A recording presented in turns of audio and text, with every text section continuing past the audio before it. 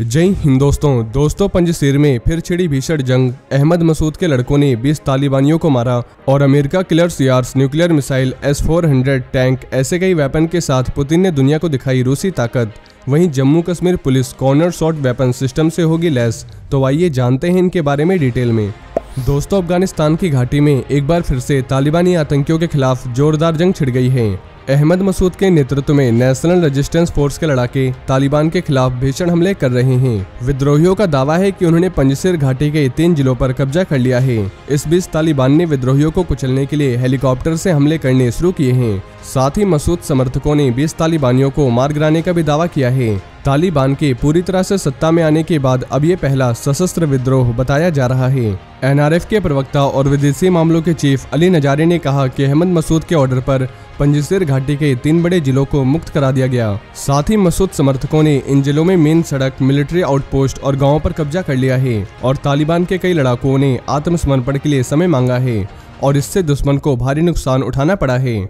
दोस्तों, नजारी ने बताया कि उत्तरी अफगानिस्तान के 12 प्रांतों में मसूद समर्थकों का अभियान जारी रहेगा। इस बीच तालिबान ने नजारी के दावे को खारिज कर दिया है। उसने दावा किया कि पंजशीर या देश के किसी भी दूसरे हिस्से में कोई भी मिलिट्री घटना नहीं हुई है। तालिबानी प्रवक्ता जबीउल्लाह ने कहा कि मीडिया में किया जा रहा दावा गलत है। उधर पंजशीर के लोगों का कहना है कि रात के समय भीषण लड़ाई हो रही है। वहीं रूस ने विक्ट्री डे परेड के दौरान यार्स ICBM थर्मोन्यूक्लियर मिसाइल का प्रदर्शन किया, जो करीब 12,000 किलोमीटर तक मार कर सकती है। इस मिसाइल की रेंज का अंदाजा इस बात से लगाया जा सकता है कि ब्रिटेन और अमेरिका के बड़े बड़े शहर इसके एक वार से समाप्त हो सकते हैं। इस मिसाइल का वजन 49.6 टन है, जो 24,500 किलोमीटर प्रति घंटे की रफ्तार से उड़ान भर सकती है।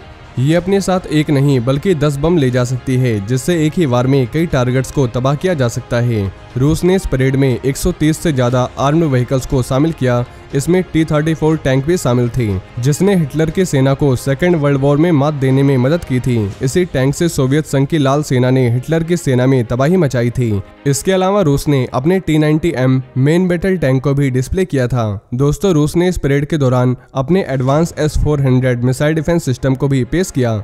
इस परेड के दौरान रूसी राष्ट्रपति ने यूक्रेन की जंग में जान गंवाने वाले रूसी सैनिकों को याद किया और मौन रखा। पुतिन ने यूक्रेन में रूस की मिलिट्री कार्यवाही को पश्चिमी देशों की नीतियों के खिलाफ जवाब करार दिया है। रूस सेकेंड वर्ल्ड वॉर में नाजियों पर तत्कालीन सोवियत संघ की जीत की याद में विजय दिवस मनाता है।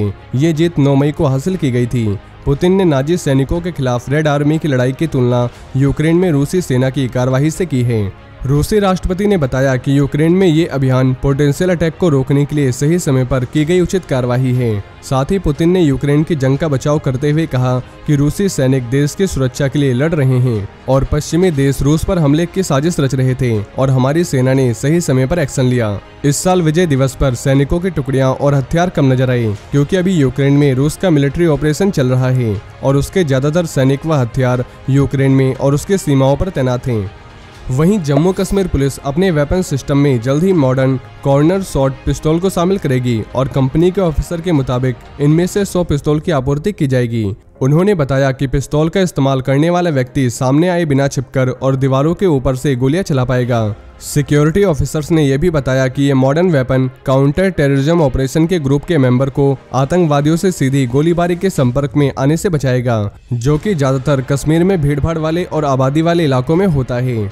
जैन टेक्नोलॉजीज के सीनियर मैनेजर बलजीत सिंह ने बताया कि हाल में जम्मू कश्मीर पुलिस ने हमसे ऐसे 100 पिस्तौल खरीदने के लिए एक ऑर्डर दिया है। सिक्योरिटी ऑपरेशंस के दौरान आने वाली चुनौतियों से निपटने में नई मॉडर्न तकनीकों की पहचान के लिए जम्मू कश्मीर के उधमपुर जिले में भारतीय सेना द्वारा आयोजित 2 दिवसीय नॉर्दर्न टेक सिंपोजियम में जैन टेक्नोलॉजीज द्वारा वेपन सिस्टम को डिस्प्ले किया गया था और इसका समापन रविवार को हुआ है। सिंह ने बताया कि इसका निर्माण चल रहा है और अगले 2 से 3 महीने में इसे पुलिस बल को सौंप दिया जाएगा। साथ ही नेशनल सिक्योरिटी गार्ड NSG ने इसे पहले ही हासिल कर लिया है। ये वेपन सिस्टम अंधेरे और कम रोशनी की स्थिति में सटीक निशाना लगाने में मदद करता है और खड़े होने, घुटने टेकने, लेटने की स्थिति में भी गोलीबारी करने में सक्षम बनाती है और करीबी मुकाबला या कोवर्ट ऑपरेशन के लिए इसे एक पिस्तौल जैसे कि ग्लॉक 17, ग्लॉक 19 या 9mm ब्राउनिंग के साथ फिट किया जा सकता है। वहीं लेफ्टिनेंट जनरल देवेंद्र प्रताप पांडे ने सोमवार को 15 कोर के हेडक्वार्टर में लेफ्टिनेंट जनरल अमरदीप सिंह औजला को कश्मीर बेस्ड स्ट्रेटेजिक 15 कोर की कमान सौंपी है। लेफ्टिनेंट जनरल देवेंद्र प्रताप पांडे ने 2021 के एक इम्पोर्टेंट फेज में कोर की कमान संभाली थी, जब कश्मीर आतंकवाद की डबल चुनौतियों और महामारी की दूसरी लहर का सामना कर रहा था। सेना ने बताया कि उनके कार्यकाल को लाइन ऑफ कंट्रोल के साथ साथ अंदर के इलाकों में एक बेटर सिक्योरिटी इन्वायरमेंट के लिए जाना जाता है। नागरिक प्रशासन और सुरक्षा बलों के साथ कश्मीर में नॉर्मल स्थिति वापस लाने के लिए उन्होंने काफी प्रयास किए हैं। तो दोस्तों, ये थे आज के कुछ बड़े डिफेंस अपडेट। इसके अलावा अगर आप भारतीय सेना से जुड़ी ऐसी और भी जानकारी जानना चाहते हैं तो आपको हमारे दूसरे चैनल डिफेंस एनालिसिस पे मिल जाएगी, जिसकी लिंक आपको नीचे डिस्क्रिप्शन में मिल जाएगी। और ये जानकारी अगर आपको पसंद आई हो तो वीडियो को ज़्यादा से ज़्यादा शेयर करें और चैनल को सब्सक्राइब करना ना भूलें। जय हिंद, जय भारत।